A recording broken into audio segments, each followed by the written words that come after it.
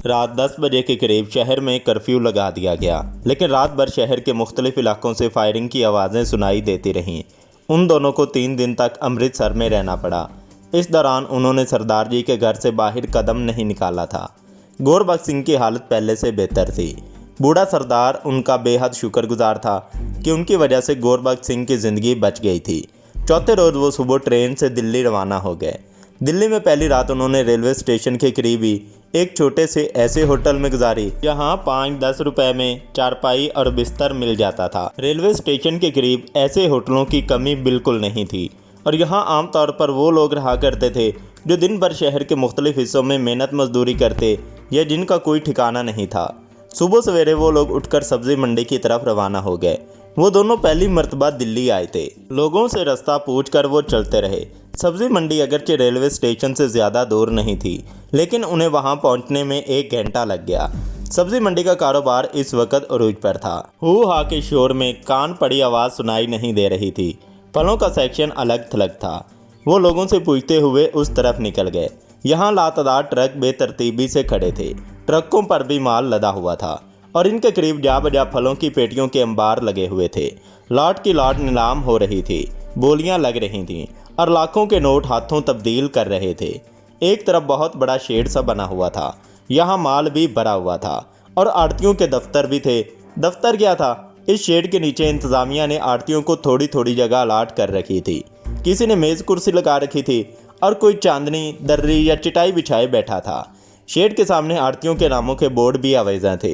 आड़तियों की ज़्यादा तादाद हिंदुओं पर मुश्तमिल थी।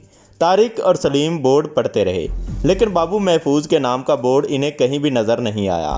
क्या ये बेहतर नहीं होगा कि इस तरह फिरने की बजाय किसी से पूछ लिया जाए? सलीम ने कहा, ठीक कहते हो, आओ उस बनिए से पूछते हैं, वो अकेला बैठा है। तारिक ने एक तरफ इशारा किया। दीवार के साथ मुख्तसर सी जगह पर सफ़ेद चांदनी बिछी हुई थी। एक उधेड़ उम्र हिंदू व्यापारी तकिए से टेक लगाए सुर्ख जिल्द वाला लंबा सा बही खाता घुटने पर रखे कुछ हिसाब किताब कर रहा था। मोटे शीशों वाली ऐनक उसकी नाक की नोक पर टिकी हुई थी। महाशय जी, तारिक ने उसके करीब पहुंचकर कहा, क्या आप बता सकते हैं कि बाबा महफूज आड़ती की दुकान कहाँ पर है? महाशय जी ने गर्दन उठाकर बारी बारी उन दोनों का जायज़ा लिया, फिर बोला, छी छी, परे हटो।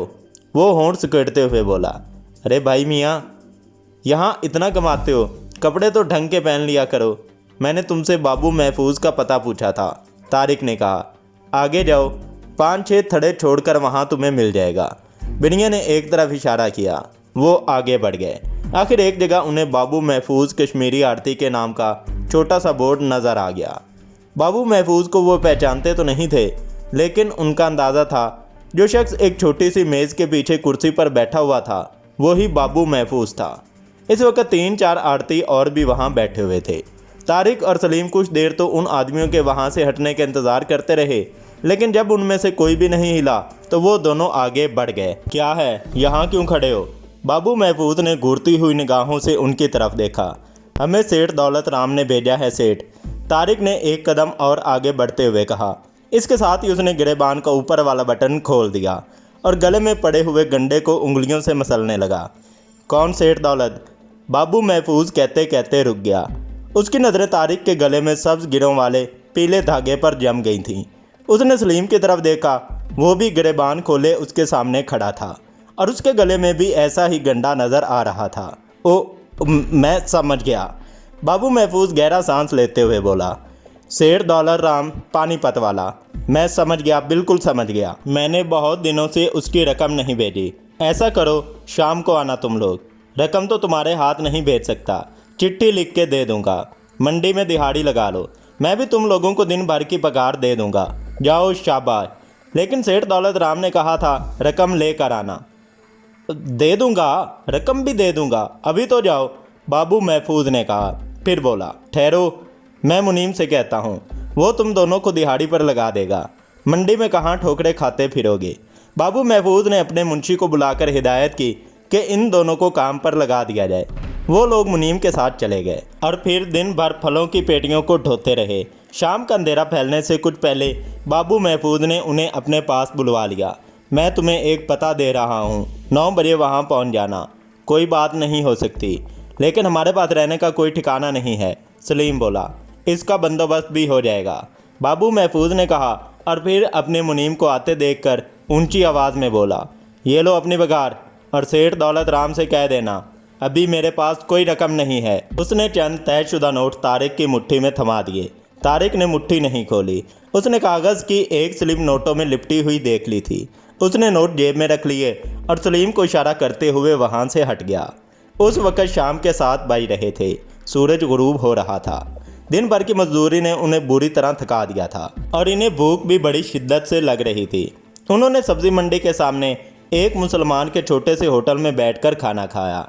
फिर चाय पीते हुए तारिक ने जेब से वो स्लिप निकाल कर देखी जो बाबू महफूज के दिए हुए नोटों में लिपटी हुई थी। जामिया मस्जिद के करीब एक मकान का पता था। मकान की निशानदही के लिए 2-3 निशानियां भी लिखी हुई थीं। तारिक ने यह पता जहन नशीन कर लिया और स्लिप पुर्जे पुर्जे करके फेंक दी। सब्ज़ी मंडी से वो एक बस के ज़रिए चांदनी चौक पहुंच गए। शहर का ये गुंजान तरीन इलाका रोशनियों से जगमगा रहा था। अभी अभी शाम हुई थी। वक्त गुजरने के साथ साथ इस इलाके की रौनक बढ़ती जा रही थी।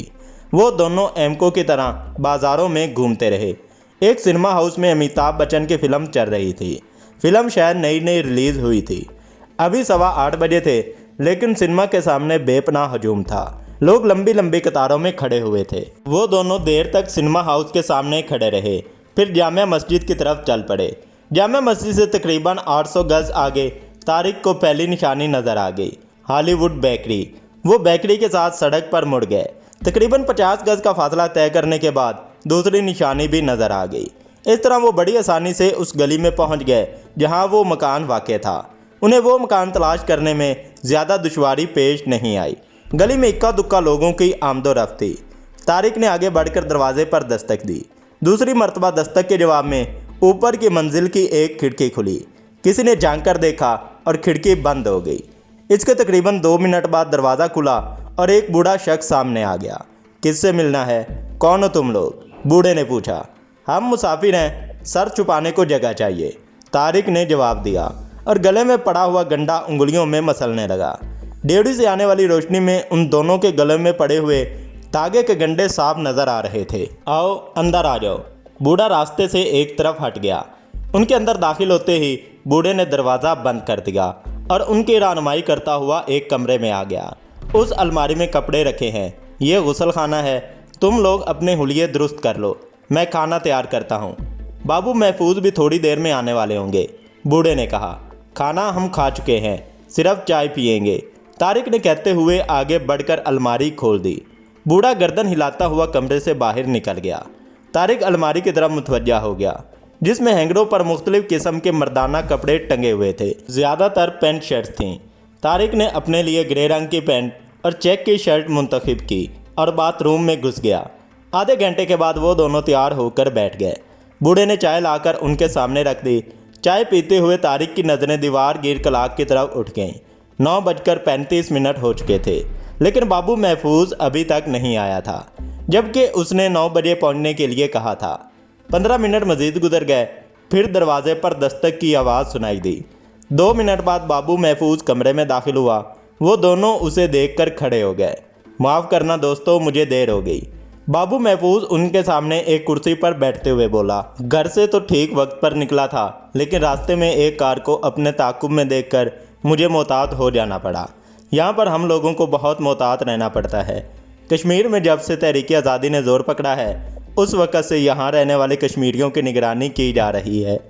कई बेगुनाहों को तो पकड़कर जेलों में बंद किया जा चुका है। मुझे शुबा है चंद रोज़ से मेरी भी निगरानी हो रही है। आज उस कार को अपने ताक़ुब में देखकर मुझे अपना रास्ता बदलना पड़ा और इस तरह यहाँ आने में मुझे देर हो गई। बहरहाल तुम लोगों को यहाँ पहुँचने में कोई दुश्वारी तो पेश नहीं आई। अगर आपकी मुराद कश्मीर से यहाँ तक आने से है तो आप जानते हैं किस किस्म की दुश्वारियाँ पेश आ सकती हैं। हम गलती से अमृतसर पहुँच गए थे, 3 दिन वहाँ फंसे रहे, तारिक ने जवाब दिया। अगर एक सिख नौजवान हमें ना मिल जाता तो हम या तो फौजियों की गोलियों का निशाना बन जाते या किसी जेल में बंद होते। वो चंद लम्हे खामोश रहा, फिर अमृतसर में पेश आने वाले वाक़े की तफसील बताने लगा। आज़ादी की इन तूफ़ानी लहरों को अब नहीं रोका जा सकता। हिंदुओं को हमारे हक से दस्तबरदार होना ही पड़ेगा, बाबू महफूज ने कहा। इस वक्त बूढ़े ने बाबू महफूज के सामने चाय का कप रख दिया। बाबू महफूज ने चाय का एक घूंट भरा और कप मेज़ पर रखते हुए बोला, तुम लोग आर्जी तौर पर चंद रोज़ इसी मकान में रहोगे। अली शेर के होते हुए तुम लोगों को यहाँ कोई तकलीफ़ नहीं होगी। तुम्हें ज़रूरत के मुताबिक रकम भी मिलती रहेगी। फ़िलहाल ये रख लो। उसने जेब से एक फूला हुआ लिफाफा निकालकर तारिक के सामने रख दिया। प्रोग्राम क्या है? उसने सवालिया निगाहों से बाबू की तरफ देखा। इसके लिए अभी चंद रोज़ इंतज़ार करना पड़ेगा। इस दौरान तुम लोग आज़ादी से कहीं भी आ जा सकते हो, लेकिन मोहतात रहना पड़ेगा। क्या आप मिशन के सिलसिले में कुछ बताना पसंद करेंगे? सलीम ने पूछा। अभी नहीं। बाबू ने मुस्कुराते हुए नफ़ी में सर हिला दिया। अभी कुछ तफसीलात तय करना बाकी हैं। वैसे भी मंसूबे पर अमल करने के लिए ये वक्त मुनासिब नहीं है। मशरक़ी पंजाब में सिखों की तहरीक की वजह से मामलात कुछ उलझ गए हैं। सिखों की तरफ से दिल्ली में आए दिन मुजाहरे होते रहते हैं। सिक्योरिटी बहुत चौकस है। हम नहीं चाहते किसी मामूली सी गलती या उजलत के बाइस हमारा मंसूबा नाकाम हो जाए। लेकिन क्या ताख़ीर से हमारे मंसूबे पर असर नहीं पड़ेगा? तारिक ने पूछा। बिल्कुल नहीं। बाबू महफूज ने नफ़ी में सर हिला दिया। हमारे ये मंसूबा मुस्तकबिल की प्लानिंग के सिलसिले में है। 2-4 रोज़ में हालात कुछ पुरसकून हो जाए तो मैं तुम्हें सब कुछ बता दूंगा।